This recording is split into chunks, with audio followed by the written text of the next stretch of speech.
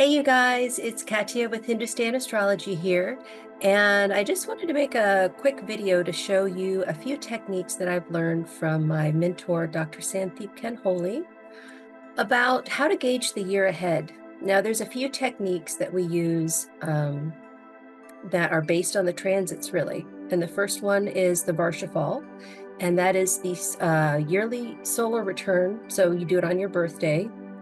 And it's a snapshot of the day. So the transits of the day are what you're using. And then the second technique is Ashtakavarga. Now, both techniques, you can make them too complicated for sure. There's a lot of depth to them, but there's also a way that you can glance at it and know instantly what's going on for that month, or what the strength of that planet is going to be in the sign for you. So without further ado, let's take a look at the quick and easy Varshaphal and Ashtakavarga techniques. Okay, so I thought that we would use the chart of the United States to make this as an example. Now, the first technique we're going to look at is Varshaphal. It is absolutely imperative that you have a firm birth time when you do this. If you do not have a firm birth time, you cannot use Varshaphal. In other words, like sometimes if I don't know the time of birth for someone, I'll just set it to noon. And then I'll see where the moon is that day. Does the moon change signs? Does it change nakshatras? But it's, if you have a chart that is set to noon because you don't know the birth time, you cannot use it for Varshaphal. That's the first thing. All right, so second, we go to charts. We go to Varshaphal 1. And the United States birthday was July 4th, so this is the chart. Now, the quick and easy version is each house is a month. So because our birthday is in July, we go here, July, August, October, September, etc. And we see where the ascendant is. Of course, we see that it's the same as the birth chart, and that's actually not a good thing. If the ascendant is the same as your ascendant, it might be a bad year, probably going to be a bad year. And then we look at the Muntha. Muntha is in Gemini, and the Lord of the year. I'm going to go with the sun, to tell you the truth, because it's here with the Muntha. It's at the highest degree. But what I want you to get out of this is that each house is a different month. And so we see where all of the tension is. It's going to be here, and there's going to be some tension here and here. And of course, these two guys. But so July, August, which is where we are right now, having Pluto retrograde in the second house, well, we know we're having our Pluto return, right? So in August, we're going to feel a lot of the effects of the Pluto return, and it's true, because we are in a recession. I don't care what anybody says, and people are having to really pull back on their spending. So that could be seen here. And the next month is September, Saturn retrograde, and then on and on, right? So September, October, November. So November could be full of, Martian energy, sudden things, accidents, war, that kind of thing will be seen in November. And then we go all around. So we know July, I like to go backwards, June, and then May. So next May, when Moon and K2 are together, it's it's a sign of OCD and a lot of anxiety. So that's going to be interesting. And having Moon in Swati, that's Swati, which is ruled by Vayu, the god of wind. Storms could be heart could be bad then. And also lung health as well, breathing.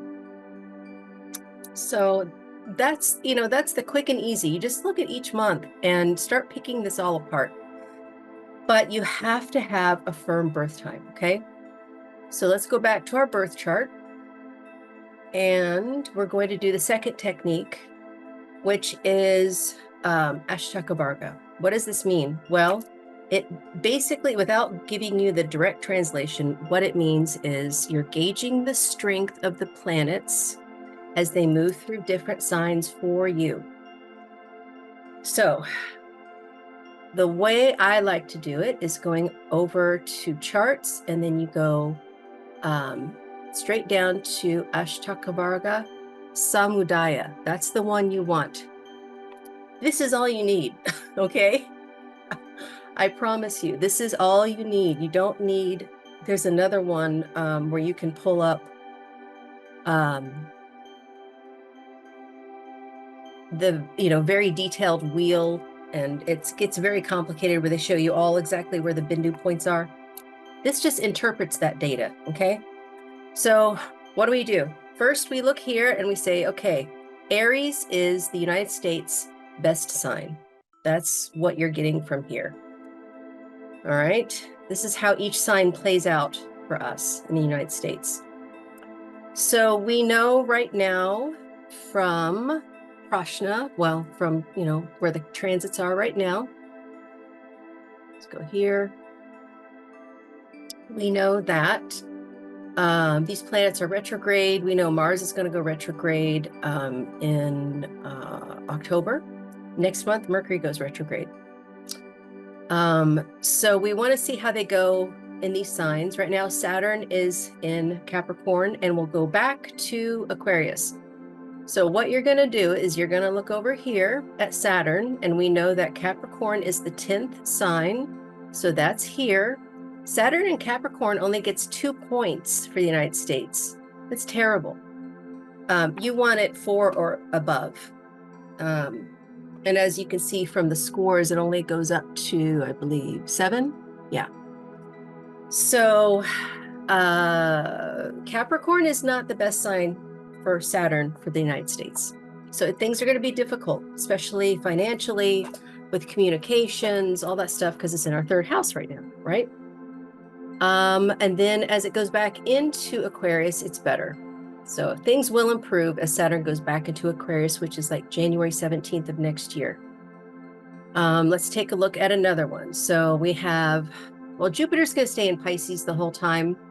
We don't use the outer planets for Ashtakavarga. But let's take a look at Mars, because Mars is getting ready to change signs. He will go into Taurus. Then he's going to go into Gemini in October, and that's actually the point where he turns retrograde. So that is a significant point in Gemini.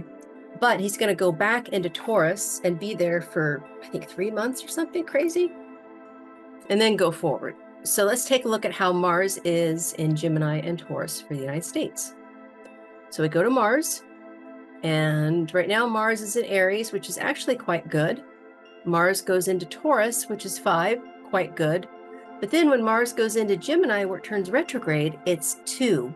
So even though Mars is going to be in Taurus for the longest length of time, the fact that it stations retrograde in Gemini and it has 2 points for Ashtakavarga is muy no bueno. Okay, this is... And so what does it mean? Well, it's going to be going from our 7th to our 6th house. So while it's in our 7th house, Mars gets 2 points. 7th house for mundane astrology is the opponent. So this is aggression from our opponent, probably in October. And then it goes back into Taurus, which is good for us. This actually gives us strength. But it's in the 6th house. 6th house is open enemies. And but I will say Mars is, the soldier, and a malefic house is actually good because he's going to fight for us there. So I'm not so scared of Mars going back into Taurus. I hear lots of astrologers kind of getting worried about it, but looking at the Ashtakavarga, we see that it's not as bad as we may think, okay? And that's all I really wanted to show you guys.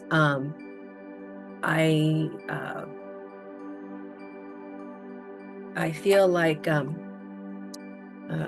some of these techniques can be overwhelming, and they can be difficult for beginners to understand.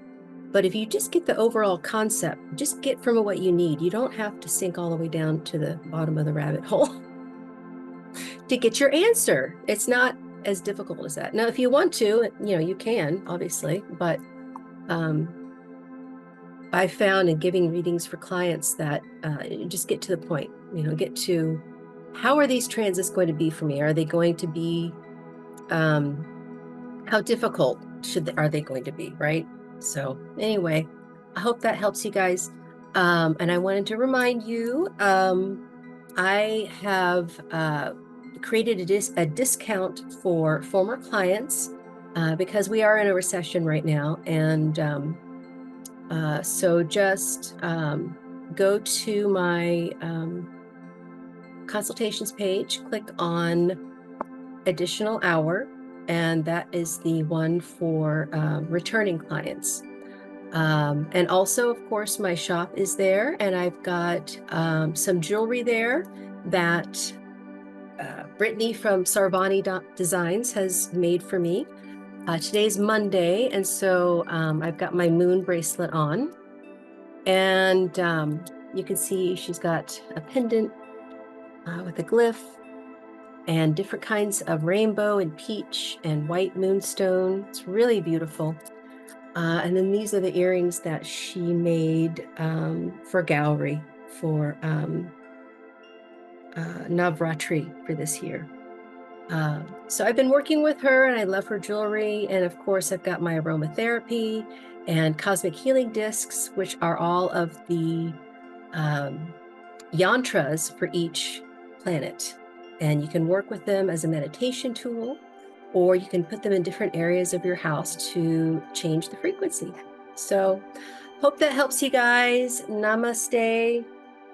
And until next time, take care. Bye.